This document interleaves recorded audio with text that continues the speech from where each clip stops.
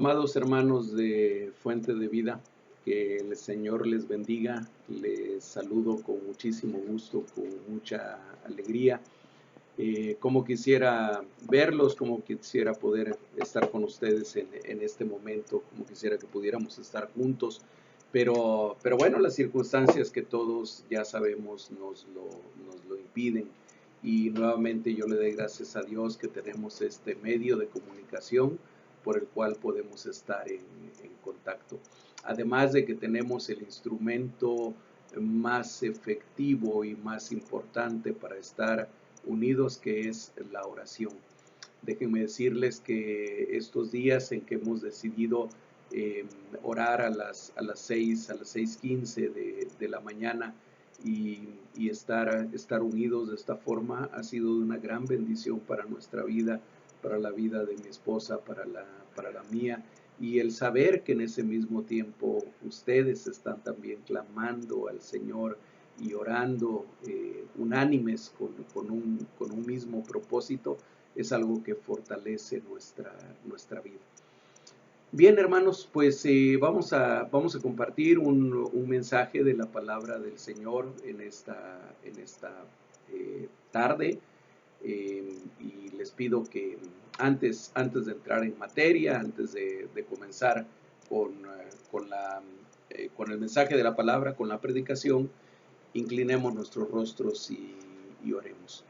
Padre, te alabamos, Señor, y glorificamos tu nombre. Te damos nuevamente a ti toda la gloria y toda la honra, Señor, porque tú eres bueno, porque tú eres maravilloso. En este día especial, en este día que es tu día, Señor, y en este día en el cual además estamos recordando con gratitud la entrada triunfal de nuestro Señor Jesucristo a Jerusalén hace 2000 años. Señor, en este día queremos poner nuestra vida en tus manos, poner especialmente este tiempo en tus manos, pedirte, Espíritu Santo, que tú nos hables, que tú nos guíes, Señor, y que tú dirijas nuestra vida para que no solamente podamos entender tu palabra, sino que para que podamos ponerla en práctica. Gracias, Señor. Toma mi vida en tus manos, por favor. Toma este instrumento, esta tecnología en tus manos, pero sobre todo, Señor, toma nuestros corazones en tus manos preciosas. Te lo pedimos en el nombre de Jesucristo, nuestro único Señor y nuestro único Salvador. Amén. Hermanos, yo estuve batallando un poquito para decidir el tema del cual hablar el día de hoy. Sé que no he compartido con ustedes ningún mensaje que tenga que ver específicamente con la crisis que estamos atravesando, con la pandemia o con la peste, como algunos le llaman. Me gustaría hacerlo y espero hacerlo más adelante, pero creo que, y finalmente el Señor me llevó a decidir no abordar ese tema, sino abordar el tema que nos toca el día de hoy, porque este domingo es un domingo tremendamente importante para toda la iglesia cristiana alrededor de todo el mundo. Yo les decía hace algún tiempo que generalmente hacemos una gran celebración en Navidad. Es una temporada muy importante para nosotros como cristianos. Sin embargo, sabemos bien que históricamente, bíblicamente, el Señor Jesucristo no nació en esa fecha en la cual nosotros celebramos su nacimiento. Aunque no estamos celebrando una fecha en especial, estamos celebrando un hecho, que Jesús nació, y por eso celebramos la Navidad y creemos que es bíblico y que es cristiano el celebrarla. Pero sin embargo, fíjese que con lo que llamamos Semana Santa, es decir, con la celebración de lo que ocurrió hace 2000 años en Jerusalén, ahí sí tenemos un dato histórico, tenemos datos históricos que nos permiten saber qué fue realmente en estas fechas. Es decir, en este día, que es domingo, para nosotros es domingo 5 de abril, pero déjenme decirles que para el pueblo de Israel, al menos en el calendario hebreo antiguo, Hoy sería el día 9 de Nisán y sabemos que en el 9 de Nisán el Señor Jesucristo llegó a Jerusalén. Así que sí tenemos un motivo para celebrar exactamente este día. Pero vamos a ir primero al pasaje de las Escrituras, alrededor del cual vamos a estar predicando el día de hoy. Y les pido que busquen en sus Biblias, por favor, en el Evangelio según San Lucas, capítulo 19. Vamos a leer de los versículos 28 al 44. Como yo sé que ustedes están en este momento viendo este video y seguramente buscando en sus Biblias, dejo estos segundos para que ustedes localicen el pasaje. Lucas 19, 28 al 44. Dice así la palabra de Dios. Dicho esto, iba adelante subiendo a Jerusalén, y aconteció que llegando cerca de Betfagé y de Betania, al monte que se llama de los Olivos, envió dos de sus discípulos, diciendo: Id a la aldea de enfrente, y al entrar en ella hallaréis un pollino atado, en el cual ningún hombre ha montado jamás. Desatadlo y traedlo. Y si alguien os pregunta por qué lo desatáis, le responderéis así: porque el Señor lo necesita. Fueron los que habían sido enviados y hallaron como les dijo. Y cuando desataban el pollino, sus dueños les dijeron: ¿por qué desatáis el pollino? Ellos dijeron: porque el Señor lo necesita. Y lo trajeron a Jesús, y habiendo echado sus mantos sobre el pollino, subieron a Jesús encima. Y a su paso tendían sus mantos por el camino, y cuando llegaban ya cerca de la bajada del monte de los Olivos, toda la multitud de los discípulos, gozándose, comenzó a alabar a Dios a grandes voces por todas las maravillas que habían visto, diciendo: bendito el Rey que viene en el nombre del Señor, paz en el cielo y gloria en las alturas. Entonces algunos de los fariseos de entre la multitud le dijeron: Maestro, reprende a tus discípulos. Él respondiendo les dijo: os digo que si estos callaran, las piedras clamarían. Y cuando llegó cerca de la ciudad, al verla lloró sobre ella, diciendo: oh, si también tú conocieses, a lo menos en este tu día, lo que es para tu paz, mas ahora está encubierto de tus ojos. Porque vendrán días sobre ti, cuando tus enemigos te rodearán con vallado, y te sitiarán, y por todas partes te estrecharán y te derribarán a tierra, y a tus hijos dentro de ti, y no dejarán en ti piedra sobre piedra, por cuanto no conocisteis el tiempo de tu visitación. Esta es palabra de Dios y vamos a meditar alrededor de ella. Bien, entonces retomando el hilo de lo que les decía hace un momento, hoy es 9 de Nisán en el calendario judío antiguo.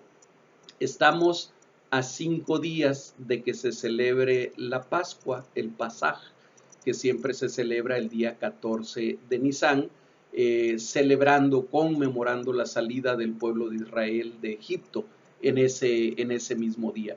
Para nosotros como cristianos, esta semana que solemos llamar Semana Santa tiene un profundo significado histórico y espiritual. Y bueno, hoy hemos tomado este pasaje de Lucas como base de nuestra reflexión, porque Lucas, yo siempre se los he dicho, lo hemos comentado, aparte de ser médico, Pablo lo llama el médico amado, y por eso deducimos que él era médico. Aparte, podemos saber por sus escritos que era un historiador, y como buen historiador, cuida mucho los detalles, tanto el Evangelio de Lucas como el libro de los Hechos, que son realmente dos tratados de Lucas, cuida mucho los detalles y nos da detalles que de repente los otros evangelistas no mencionan tanto. Y entonces comienza diciendo, me ubico en el versículo 28, dicho esto, iba adelante subiendo a Jerusalén, y aconteció que llegando cerca de Betfagé y de Betania, al monte que se llama de los Olivos, envió 2 de sus discípulos. A ver, primero ubiquémonos geográficamente.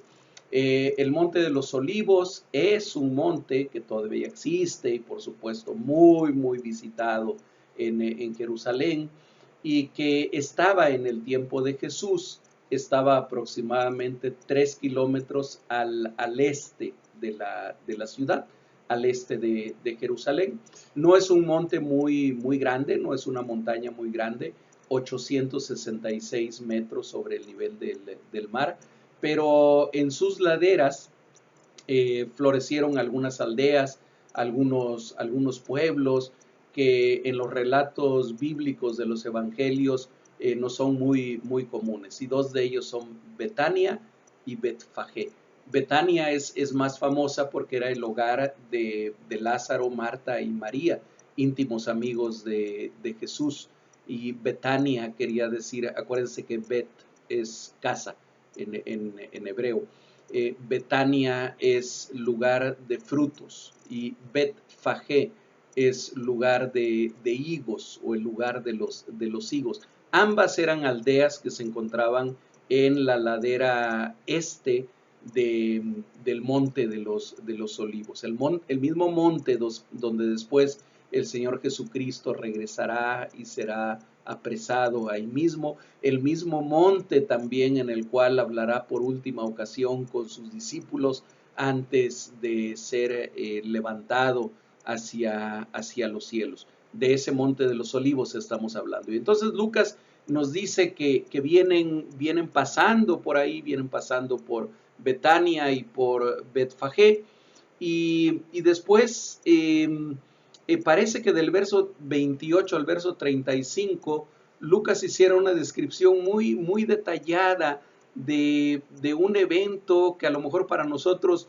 no tiene mucha importancia. No lo voy a leer nuevamente, solamente lo voy a comentar, pero dice que le dijo a 2 de sus discípulos: vayan a determinado lugar, y cuando entren a ese lugar van a ver que hay una asna amarrada con su pollino, desatadlo y traédmelo. Y si alguien les pregunta que por qué hacen eso, que parece como que no tiene mucho caso todo ese diálogo, pero dice, si alguien les pregunta por qué hacen eso, díganle porque el maestro lo necesita. Los discípulos fueron, hicieron como el Señor les había mandado, encontraron lo que les había dicho. Efectivamente, los dueños les preguntaron y ellos contestaron así, de esa manera, porque el maestro lo necesita. Así que aquí vemos al historiador Lucas detallándonos mucho este evento. Pero ¿por qué es tan importante el que el Señor Jesucristo se le lleve un pollino y vaya a entrar después en Jerusalén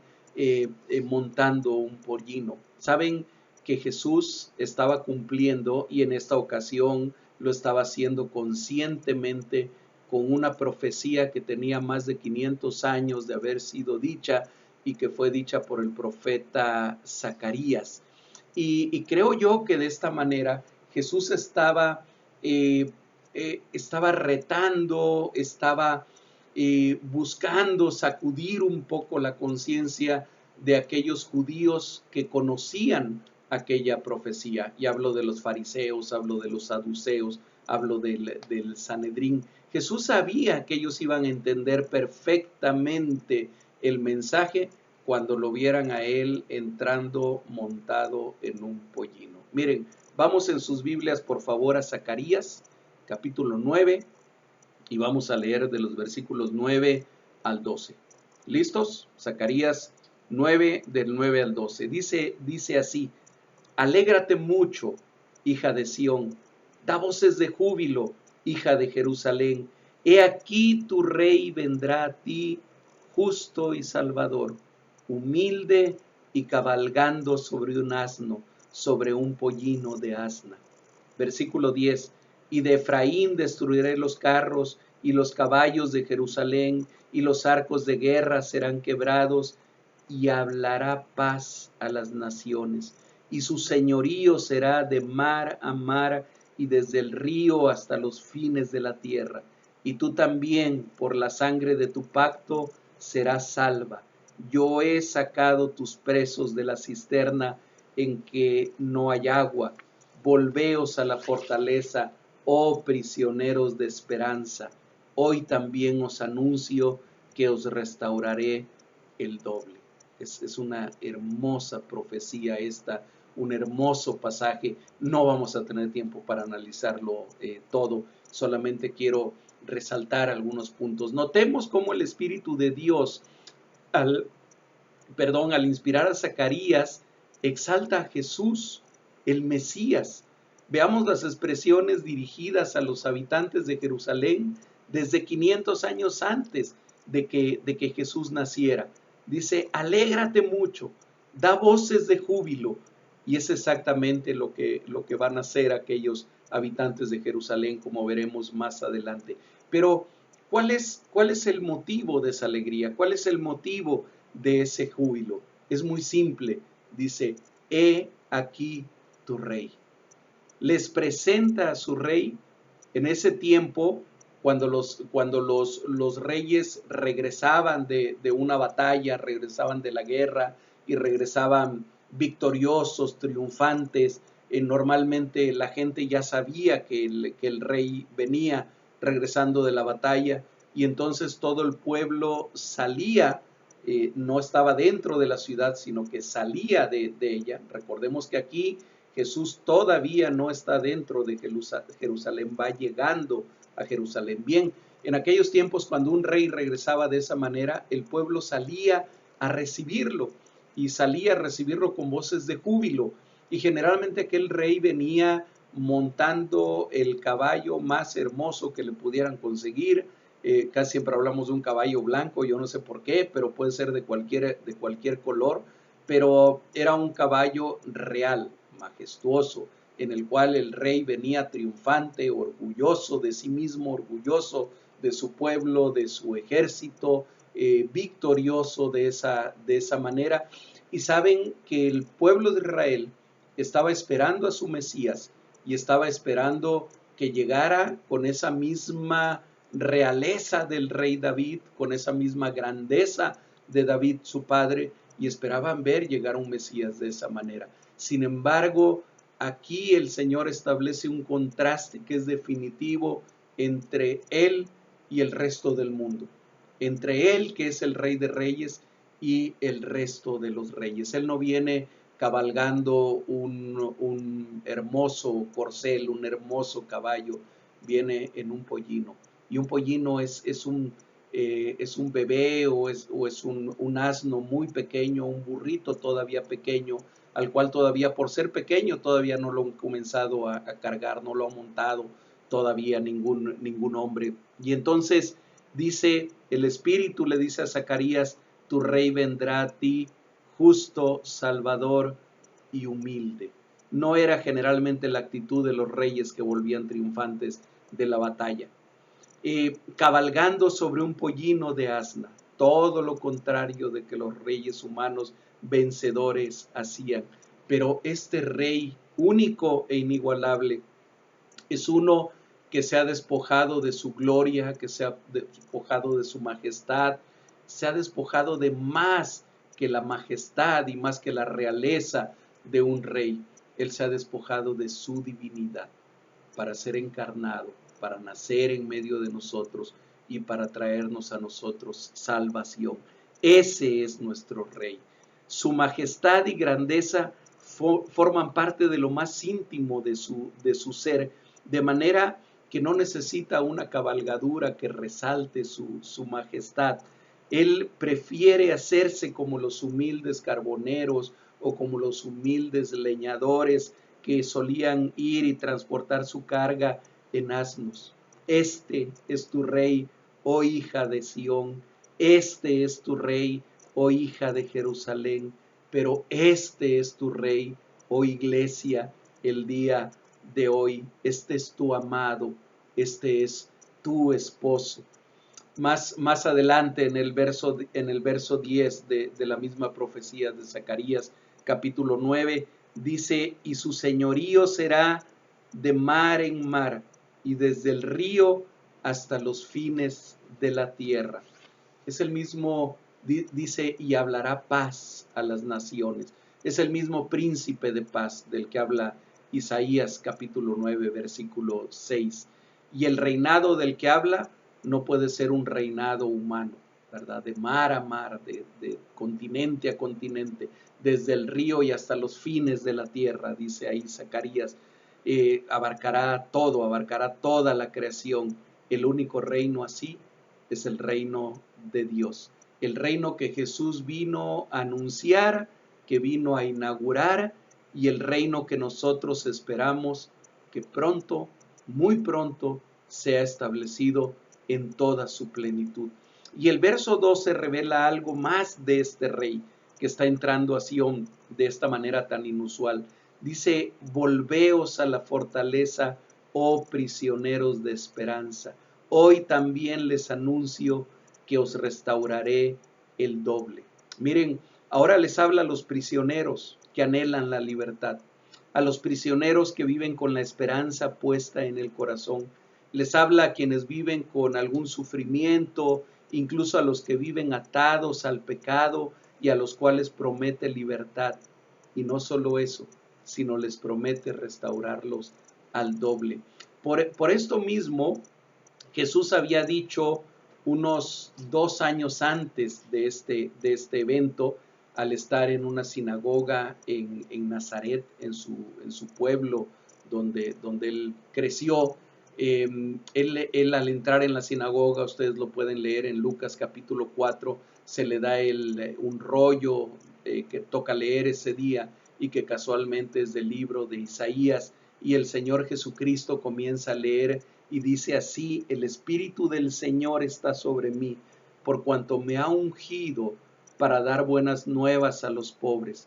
Me ha enviado a sanar a los quebrantados de corazón, y miren, a pregonar libertad a los cautivos, vista a los ciegos, y a poner en libertad a los oprimidos.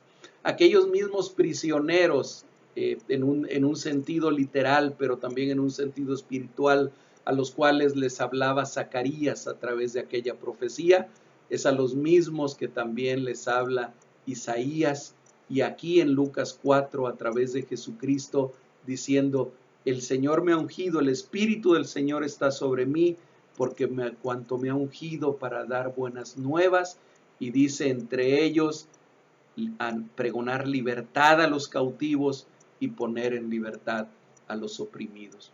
Tu rey, Jerusalén, tu rey, iglesia, ha venido a eso, ha venido a poner en libertad a los cautivos, ha venido a ponernos en libertad a nosotros los cautivos, a nosotros los oprimidos por el pecado. Y Él ha dicho: y les restauraré al doble. Esa es la promesa que trae este rey de Sión. Entonces vemos aquí que es un rey de esperanza, es un rey que trae esperanza, a diferencia de lo que estaban esperando los israelitas de aquel tiempo, un rey guerrero, un rey que los iba a libertar del yugo de los romanos. A diferencia de eso, es un rey que anuncia una libertad mucho más importante, la libertad de nuestro ser, la libertad de nuestro espíritu, la ruptura de las cadenas del pecado que nos aprisionaban. Es un rey que trae esperanza, es un rey que anuncia esperanza. Seguimos en el versículo 36. En el versículo 36 llegamos al clímax de la historia narrada por Lucas. Llegamos al clímax de esta historia. Y ahora vemos a los discípulos, pero no solamente a los 12, sino a la multitud de ellos. No sabemos cuántos eran. Dice el versículo 36 de Lucas 19. Desde el 35, perdón. Y lo trajeron a Jesús, y habiendo echado sus mantos sobre el pollino, subieron a Jesús encima, y a su paso tendían sus mantos por el camino. Cuando llegaban ya cerca de la bajada del monte de los olivos, toda la multitud de los discípulos, gozándose, comenzó a alabar a Dios a grandes voces por todas las maravillas que habían visto. Era una multitud de discípulos. Marcos nos habla también de que esa multitud iba delante de él y que aparte le seguían también. Es decir, era una multitud de discípulos que rodeaban al maestro. No solamente eran los 12 apóstoles, eran muchos, cientos, tal vez miles, no podemos saber cuántas personas, pero la palabra nos habla de multitudes que iban rodeándolo, iban adelante de él, iban atrás de él. Y entonces, bueno, venían bajando el monte de los olivos y dice el versículo 37 que toda esa multitud gozándose, estaban alegres, estaban celebrando, comenzó a alabar a Dios a grandes voces por todas las maravillas que habían visto de él. Y fíjense que en Marcos 11:8 agrega algo que Lucas no menciona y dice que cortaban ramas de los árboles para ponerlas delante de él. Esto imitaba la costumbre que se tenía en aquellos tiempos de suavizar el camino por el cual iba pasando el rey que regresaba triunfante. Es interesante que ninguno de los evangelios, ninguno de los 4 evangelios, habla ni de palmas ni de ramos. Y nosotros, y me incluyo porque incluso dentro de nuestra iglesia, solemos llamar a este domingo Domingo de Ramos. En algunas otras tradiciones lo llaman Domingo de Palmas. Bueno, la verdad que la palabra no habla ni de palmas ni de ramos. En todo caso, si quisiéramos ser más literales con la escritura, tendríamos que hablar de Domingo de Ramas, porque lo que menciona Marcos, que arrancaban eran ramas de los árboles. Pero bien, ramas o ramos, lo importante es que la multitud aclamaba a Jesús como rey, y lo aclamaban con gozo, y lo aclamaban con grandes voces, con alboroto. Dice que versículos 37 y 38, cuando llegaban ya cerca de la bajada del monte de los olivos, toda la multitud de los discípulos, gozándose, comenzó a alabar a Dios a grandes voces por todas las maravillas que habían visto, diciendo: bendito el Rey que viene en el nombre del Señor, paz en el cielo y gloria en las alturas. Miren, así como aquellos judíos piadosos y sobre todo los fariseos y la gente que conocía bien la escritura, sabían lo que significaba que Jesús entrara montado en un pollino, también sabían lo que significaba que le estuvieran diciendo precisamente estas palabras. Si ustedes van al Salmo 118, en el versículo 26, van a encontrar que estas son precisamente las palabras que se dirigen a aquel que viene en el nombre del Señor, a quien se ha entendido siempre que es el Mesías anunciado desde la antigüedad. El Salmo 118 es un salmo mesiánico y dice así en estos versículos que menciona. Voy a tomarlo desde el versículo 24. Salmo 118, versículo 24 dice: este es el día que hizo Jehová, nos gozaremos y alegraremos en él. Oh Jehová, sálvanos, te ruego, oh Jehová, que nos hagas prosperar ahora. Bendito el que viene en el nombre de Jehová, desde la casa de Jehová os bendecimos. Miren, dice el versículo 24, este es el día que hizo Jehová, nos alegraremos y nos gozaremos en él. Hoy 9 de Nisan, 5 de abril para nosotros, este es el día que hizo Jehová, así que alegrémonos y gocémonos en él. Aquel era un día único, irrepetible, y por eso el salmista lo anunciaba de esa manera: este es el día que hizo Jehová. Y ahí en el Salmo 118, en el versículo 25, aparece una palabra que, aunque Lucas no la menciona, Marcos y Mateo sí la mencionan, que aquella multitud le decía a Jesús, y era la palabra Hosana. Hosana es una palabra en hebreo que significa literalmente sálvanos, o sálvanos ahora. En la traducción que yo acabo de leer decía: sálvanos ahora, te ruego. pero finalmente es una expresión de auxilio. Dicen que los guerreros en la batalla solían decirla cuando iban a entrar a la batalla: Hosana, sálvanos. Era un ruego, pero era un ruego dirigido a Dios, dirigido a Jehová. Y aquí vemos que aquella multitud de discípulos lo dirige a Jesús, lo dirige al Maestro, y le dicen: Hosana al Hijo de David.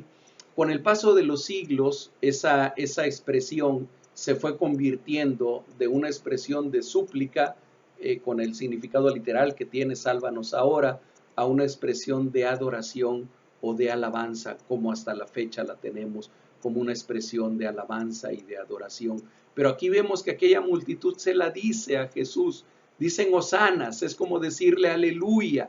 Es una expresión similar a la de aleluya, es una alabanza a Dios.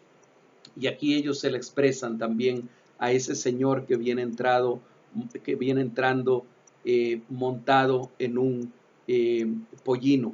Y entonces vemos aquí en estos dos versículos que este rey que viene y entrando a Jerusalén, no solamente trae esperanza, como lo veíamos en el pasaje anterior, sino que viene en el nombre de Jehová, viene en el nombre del Señor, viene en representación del mismo Dios, porque Él mismo es Dios el que está entrando de esa manera. Y aquella gente, seguramente movida por el mismo Espíritu Santo, sin saberlo, sin estar completamente conscientes de ello, lo están proclamando rey.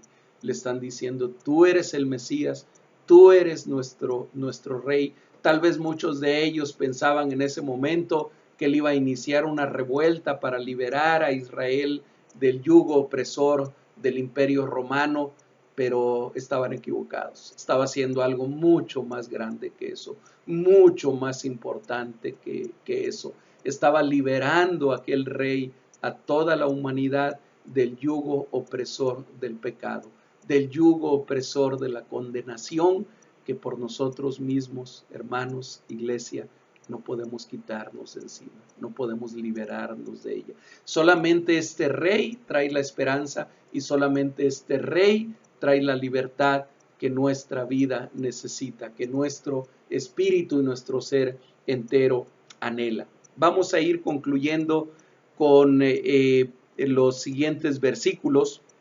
Versículo 39.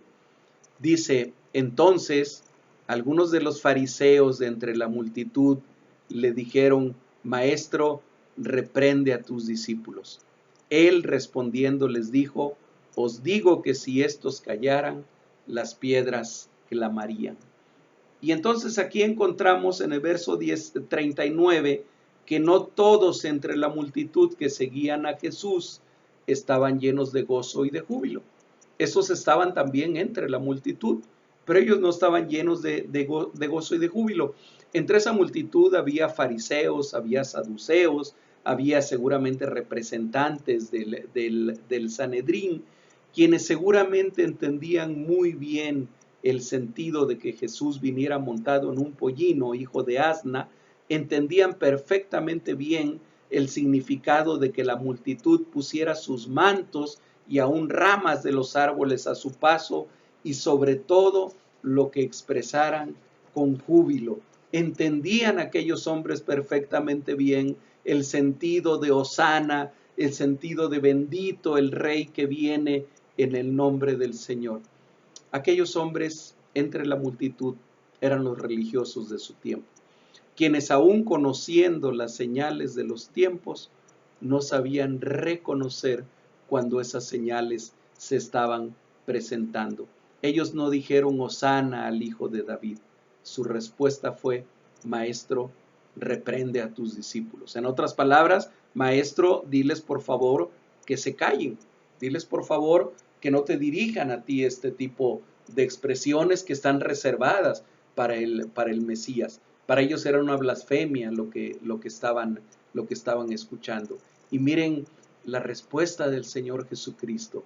Otra vez es profunda, es sabia, no es una respuesta airada, no es una respuesta de contención, no es una respuesta para iniciar una discusión con los fariseos, ni siquiera para reprenderlos duramente como a lo mejor se lo merecían. Es una respuesta solamente simple y sabia. Les digo que si estos callaran, las piedras clamarían. Y aquí nuevamente hay un significado más allá de las palabras que leemos rápidamente. El significado de esta respuesta de Jesús va más allá de un decir simplemente no es posible que los calle. Esta palabra tiene ecos en el Antiguo Testamento que traen juicio sobre la generación de religiosos de su tiempo que, debiendo entender las Escrituras, se negaban a hacerlo por la dureza de sus corazones. Jesús con estas palabras traía a la mente educada de los fariseos pasajes de la Tanaj, del Antiguo Testamento, que ellos conocían muy bien. Voy a mencionar dos de ellos.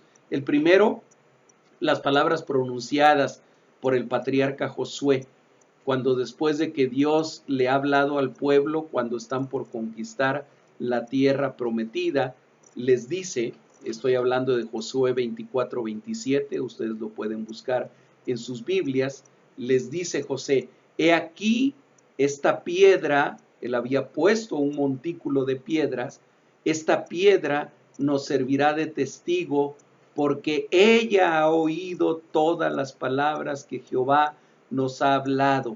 Será pues testigo contra vosotros para que no mintáis contra vuestro Dios. Vean lo que Josué le está diciendo al pueblo. Estas piedras, siendo piedras y no teniendo vida, han sido testigos y han oído mejor de lo que oyen ustedes. Y la siguiente historia del pueblo de Israel nos va a demostrar que no habían escuchado realmente las palabras que Dios les había hablado. Y aquí les dice, he aquí esta piedra nos servirá de testigo porque ella ha oído todas las palabras que Jehová nos ha hablado.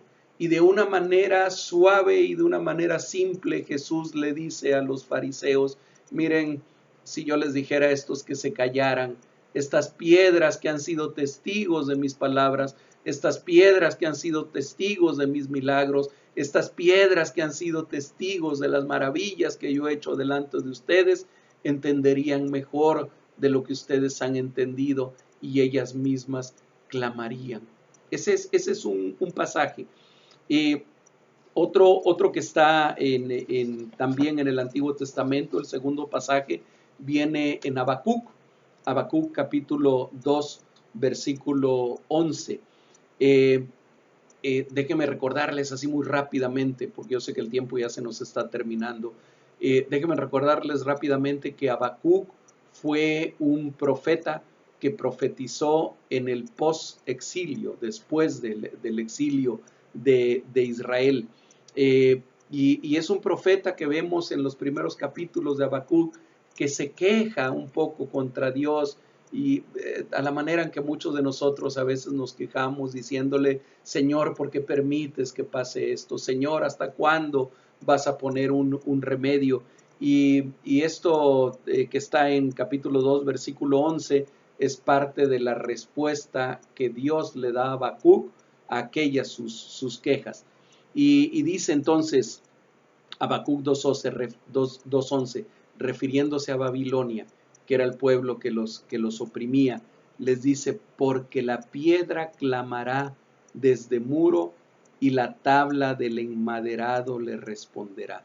Porque la piedra clamará desde el muro y la tabla del enmaderado le responderá. Sabemos que las piedras no claman y Jesús también lo sabía y Habacuc lo sabía, pero en un sentido figurado.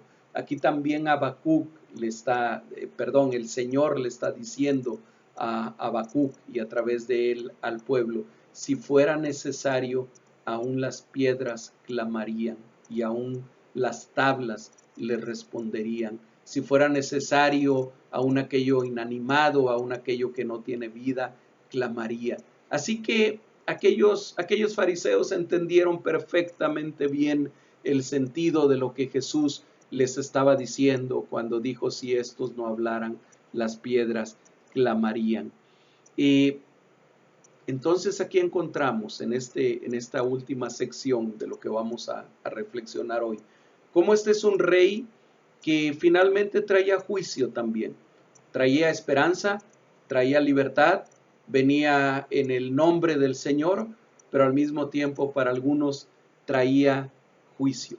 En conclusión, hermanos, aquel domingo 9 de Nisan del año quizá 29 después de Cristo, en las afueras de Jerusalén, bajando el monte de los olivos, o sea, unos 2 o 3 kilómetros de la entrada a Jerusalén, Dios, quien es el Señor y dueño de la historia, hizo que se cumpliera una profecía de más de 500 años de antigüedad, solamente para dar testimonio de que el verdadero rey de los judíos y de todo el universo se encontraba ahí. Un rey muy diferente a todos los reyes que el mundo había conocido hasta entonces y que ha conocido hasta ahora. Un rey justo, salvador y humilde. Un rey que verdaderamente hace que el corazón se llene de júbilo y el alma cante con gozo, porque es el Rey de reyes y el Señor de señores. Un rey portador de esperanza, portador del nombre del Eterno, pero también portador de juicio. Y entre la multitud, aquel día había dos grupos, al igual que en las multitudes del día de hoy. Una multitud de discípulos que se alegraba mucho y daba voces de júbilo y llenos de gozo clamaban, Hosana, es decir, sálvanos ahora, oh hijo de David, que gritaban, bendito el rey que viene en el nombre del Eterno, que exclamaban, paz en el cielo y gloria en las alturas, y que ya no sabían qué poner a los pies del maestro, a los pies de aquel rey. Ponían sus mantos, ponían ramas de los árboles al paso de aquel rey desconocido para el resto del mundo. Era una multitud llena de esperanza, era una multitud de quienes habían sido cautivos del pecado y de la muerte y que ahora veían muy cerca su redención, muy cerca su libertad, que estaba por concretarse en la cruz del Calvario solamente 5 días después de aquel día. Pero había otra multitud también, la de los sabios en su propia opinión, la de los educados desde sus propios ojos, la de los que se autojustificaban en su religiosidad, la de los satisfechos, aquellos que solo alcanzaban a decir, dile a esta gente que se calle.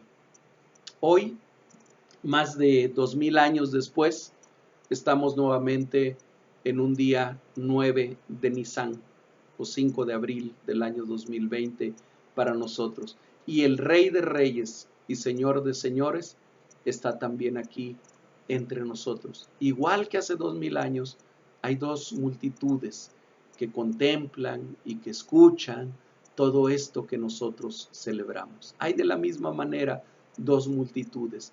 Hay una multitud de aquellos que estamos agradecidos con el Rey de Reyes, de aquellos que nos sentimos con gratitud y por su gracia parte de su reino, que queremos alabarlo hoy, que queremos adorarlo hoy, que queremos expresarle nuestra gratitud de alguna manera el día de hoy en adoración desde nuestros corazones. Y si tú eres parte de esa multitud, hermano, si tú eres parte de esa multitud, amigo que me escuchas, regocíjate en tu Rey, adóralo con todo tu corazón. No puedes literalmente poner un manto ni poner ramas a su paso, pero sí puedes poner tu corazón y tu vida a sus pies. Hazlo en gratitud, hazlo en adoración, hazlo en gozo, en regocijo. Entrégale totalmente tu corazón y tu vida al Rey de Reyes. Pero si tú, amigo que me escuchas también, estás todavía entre la otra multitud, entre la multitud que no se siente tan pecadora, entre la multitud que no se siente tan mala, porque finalmente se van al espejo y dicen, soy una buena persona, no soy tan malo como son otros. Es más, tengo una religión, cumplo con mi religión, cumplo con las normas y con los preceptos de mi iglesia. Si tú estás en esa multitud, yo te animo el día de hoy, yo te exhorto el día de hoy, te quiero pedir el día de hoy, recapacita, entrégale tu corazón al Rey de Reyes, reconoce que Jesús es el Rey de Reyes y Señor de Señores, reconoce que no hay ninguna religión que salve, no hay ninguna tradición que salve, reconoce que no sirve de nada tener una palma o un ramo que hayan bendecido, que hayan dicho algunas palabras especiales sobre él y luego regresar a casa y querer usar esa palma o ese ramo como si fuera un amuleto, como si fuera un fetiche que nos fuera a librar del mal. Reconoce hoy, no hay nada que te pueda librar del mal más que el Señor Jesucristo, más que el Rey de Reyes y el Señor de Señores.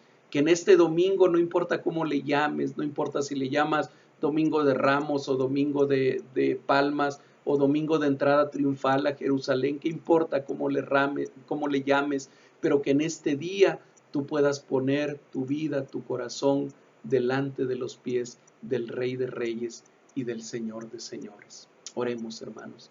Padre, gracias por tu palabra. Gracias, Dios, porque tú hablas a nuestra vida, a nuestra mente y a nuestro corazón.